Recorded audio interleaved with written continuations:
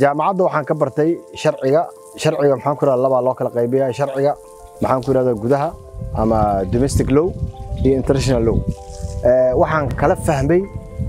aniga 12 sano gobortoore ahaa oo Shabeellada Hoose waagii hore waxaas dhihi jiray maxaan ku radaa wax ku xukumaysay wax qaar waxay ahaayeen waxaan sharci ahaan waay saalaaliga marka waxaan ka bartay waxyaalaha maxaan ku radaa sharciga adduunka sharciga gudaha sharciga maxaan xuquuqaha حقوقهم محن كرادا بنادنكا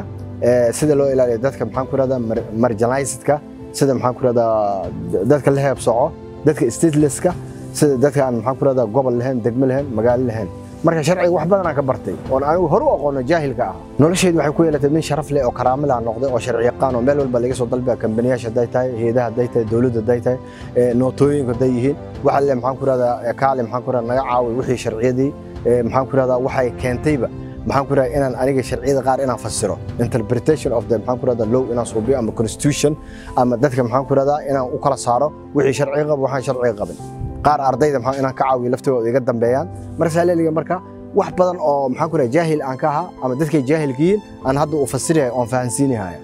waa gold chance liigara waa fursad dahabi waay fursad dahab waay in adiga gurigaaga joogtid in maxaan ku raadin lagu keeno sariirtaada korkeeda ay ka dhigan tahay jaamacaddii oo master level ama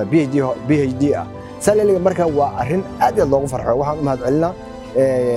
United Nationska maxaan ku radaa representative of United Nation James Swan ninka maxaan ku radaa qaranada wakiil ku ah waxaan u mahad celinaa Professor Samuel maxaan ku radaa iyo rectorka jaamacadda ama madaxweynaha jaamacadda UBS oo xaruntiisa ay tahay Costa Rica waxa kale oo aniga codsanaya section maxaan ku radaa luqadaha in lagu soo kordhiyo Ingiriiska عربية تليانية حتى إسبانيش كذا إسبانيش تلياني وأصفران سكويس كوابوه أنا قد محاكو في تلياني أكو هلا هدي سكشن محاكو في تلياني محاكو بري هدان دكتوراه هدان كده ما قيبت محاكو لغة تلياني معلن هنقرأ بركة صورة بار لينجو تلياني كم تلياني